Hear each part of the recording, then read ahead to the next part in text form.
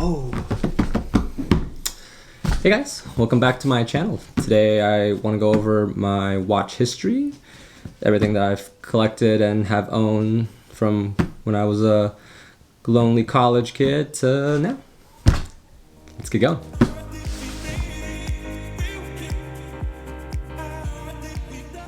So I didn't really grow up with watches. My mom wore one when she was still working, and my dad wore one when he was working, but none of them were watch enthusiasts by any means. You know, my mom just wore it because she needed to tell time when she was in the office, and my dad, same thing. He only wore it for the utility of it. As far as I can remember, the first time I ever bought a watch was in college. I don't know if I wanted to wear one just because I thought it was cool. Maybe I saw someone wore one and I thought that was pretty cool, or I don't know, it was divine inspiration. Who knows? But I did eventually make this choice. So it's this one. So this is a behemoth on my wrist. This is the Fossil Grant chronograph. It has a navy dial with rose gold case. It has Roman numerals on it and really cool subdials. And it came with a navy leather strap. Except this one wasn't the one that I received. It's the one I ordered, but it wasn't the one I received. The one I got was actually this. It came with a brown leather strap. It was okay. I was not in love with the strap, but what was more alarming about this watch was that the subdials weren't even centered correctly. One of the subdials was misaligned. So the minute subdial was slightly misaligned. It was off by a minute, so it wouldn't return back to the 12 o'clock position. I actually wanted to exchange it, but I kind of already committed to the purchase and I didn't want to go back on my commitment to it, so I kept it. This was my first watch purchase, and somehow I convinced myself that all the little imperfections that came with it and my decision to keep it were just added characters to the watch. You know, at this time I thought it was an expensive watch. I mean, it was $100. This was a lot for a college kid. I really thought I was getting a premium item. But truth be told, it was actually quite big for me. I mean, it was 42 millimeters, but most days it felt like a 43 millimeter, and my wrist was only 6.5 inch. So along the way, I actually ended up putting this navy and white NATO strap on it to make it look even more standout-ish. Don't really know what I was thinking at the time, but I kept the watch for 7 years. I probably only wore it for 4, but yeah, this is basically my watch collecting genesis. So this is what I would say is the start of my watch enthusiast journey. This is the Invicta Pro Diver 40mm automatic. It had a Seiko NH35 movement in it, and even the rotor was painted yellow. I thought it was actually a pretty cool watch until I found out that Invicta was actually kind of a controversial brand. But this watch was a gift from my roommate at the time, who was a watch enthusiast. What can I say about it other than it's a Submariner homage? If you squint really hard, you can't really tell the difference from a distance, a very far distance.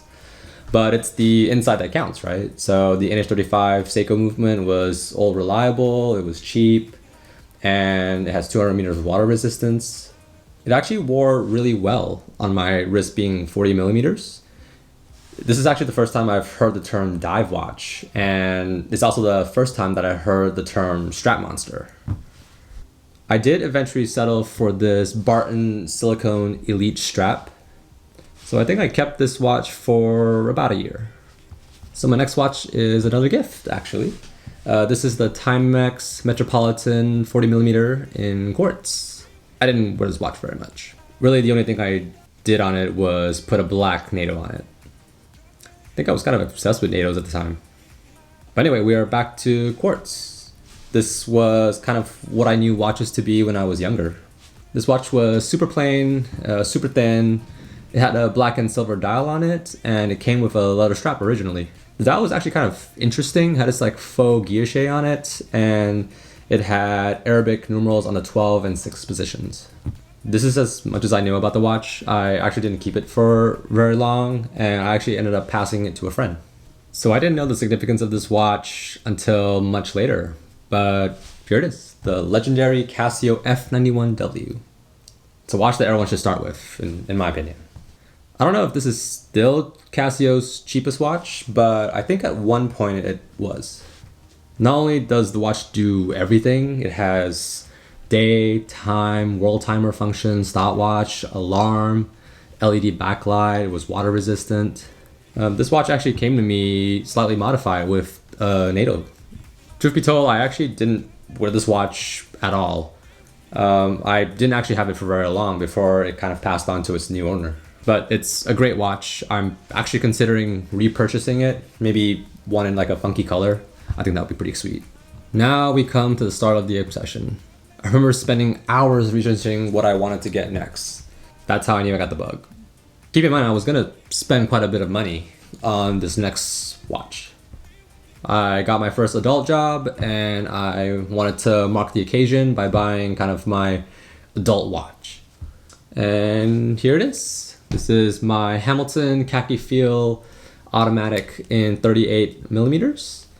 And I think I was sweating when I first bought this from the AD.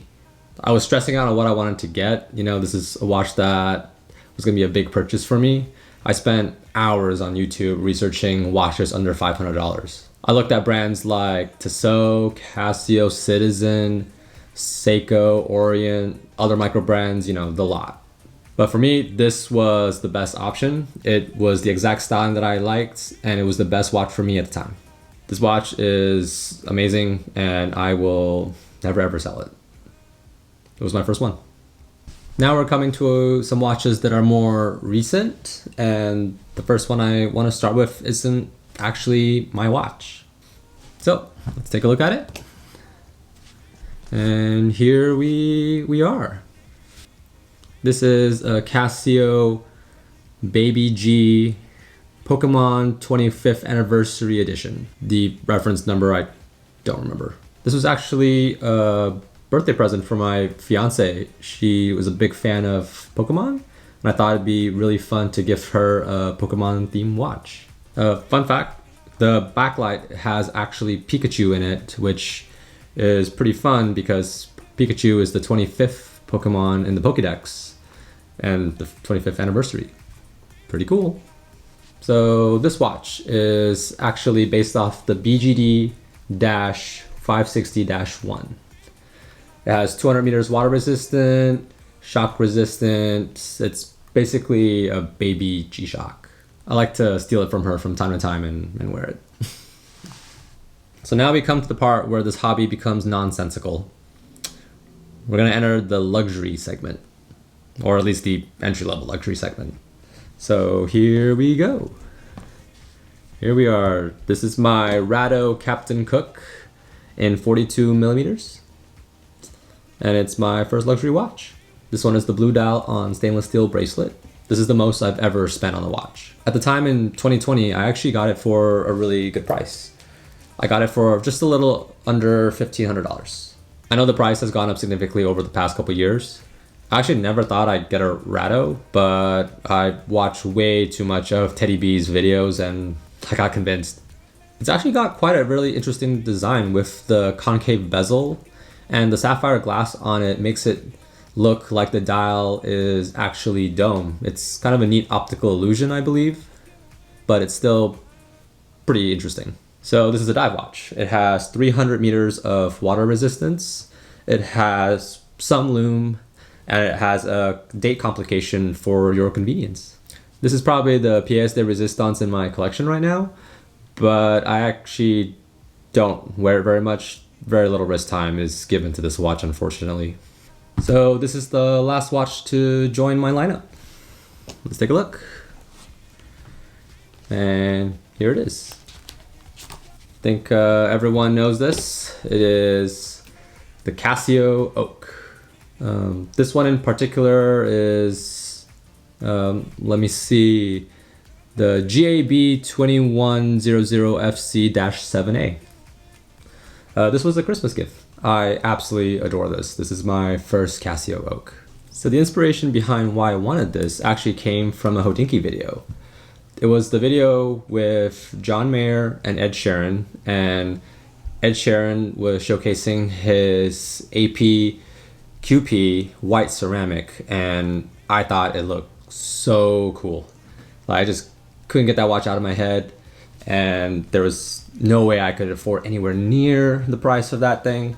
So I just wanted a little piece of it. So this thing kind of reminded me of it with, you know, its white color and a little bit of color out on the dial and on the bezel, you know. So if I can take even just 0.01% of what it feels like to own that white ceramic AP, I'll take it.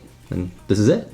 All I can say is I love wearing this thing, and it's even more special seeing as that was a Christmas gift.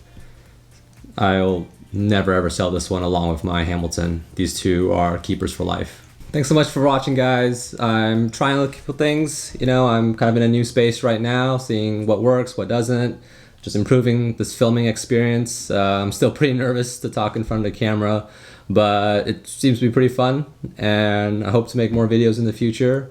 I think I'm gonna deep dive a little bit on the watches kind of talk today and kind of go more in depth with them than kind of the overview that I did today. And I appreciate you guys watching these videos. So thanks, and I hope to see you guys next time. Bye.